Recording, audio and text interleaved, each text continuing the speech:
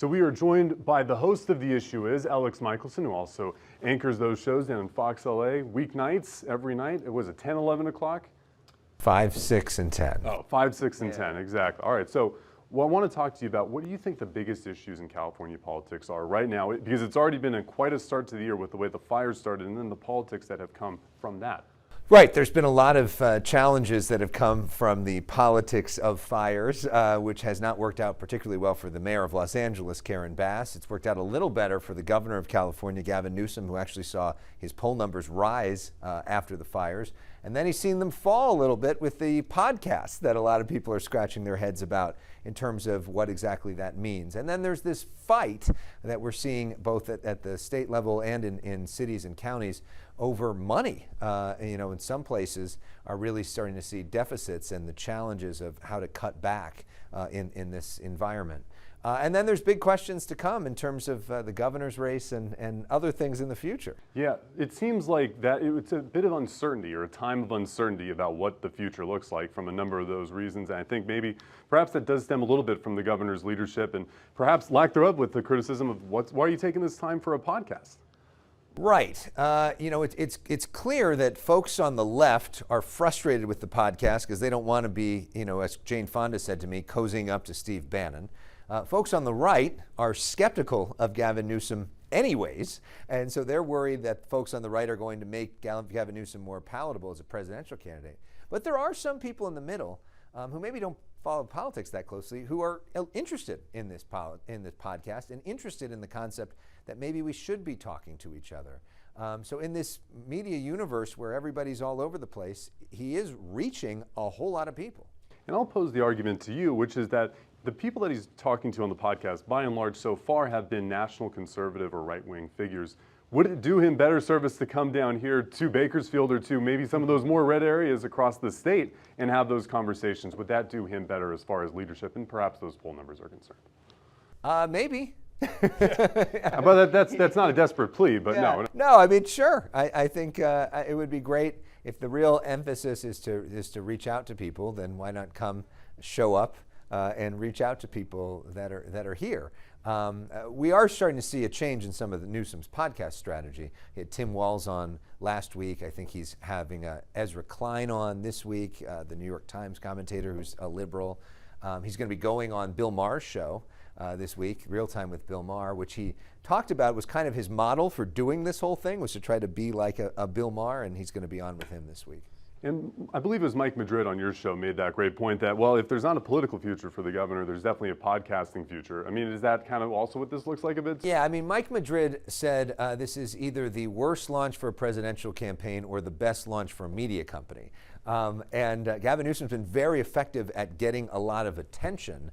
It may not help him with a presidential run, but maybe he doesn't want to run for president. And right now in Kern County, we're going to have some changes in leadership too. Just people are termed out of office, like a well-known state senator, Shannon Grove. There's a lot of people jumping into that race too. Yeah. What do you make of the relationship that people here in this red spot in a blue state have to have in Sacramento, and perhaps with whoever the current governor is and future governor is? Well, you look at Shannon Grove. She's been one of the more effective Republicans that we've seen in some time. I mean, we saw what she did with her human trafficking bill and was able to get bipartisan consensus, work with Governor Newsom, and make real change. So I think she's a model for whoever comes next into that job. To find a way to get people to listen to you. Look, it's tough. If you're a Republican in a Democratic supermajority, they literally can ignore you unless you are so creative in finding a way to have your issue get so much attention. And Shannon Grove did just that. And then with The Issue Is as well, the show that you host that we always love watching. And as you can tell, I'm a fan of by quoting Mike Madrid. Thank you. Yeah. Can you tell us what that show has done for, I guess, I think bridging a lot of different parts of the state together and kind of filling people and educating people about politics in California? Yeah, I mean, our goal is to try to have a place where Republicans and Democrats can both come, have a conversation, and feel comfortable.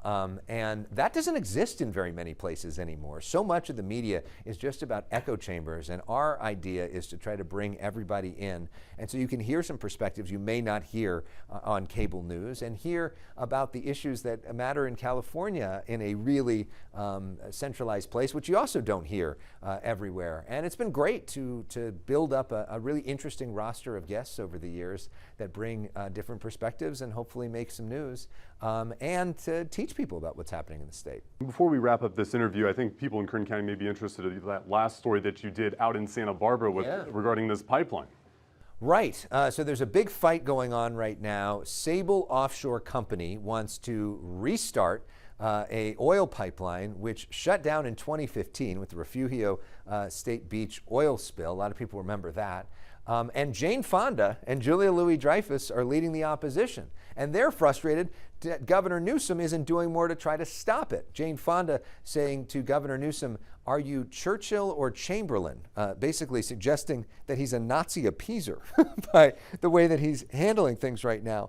So there's a real fight in terms of the future of oil for the state. It's unclear what's going to happen with that. We talked to everybody on all sides, and that question is still very much up in the air. I think it's a really big story when people here in Kern County consider whether or not the governor's done enough to boost oil production here in this place, and something to follow along as well. Yeah, I mean, one of the big issues now, the Trump motto is, of course, drill, baby, drill. And so he's putting a lot of pressure to get this oil production going in different places, loosening up the regulatory frame. He's putting pressure on Governor Newsom to do just that.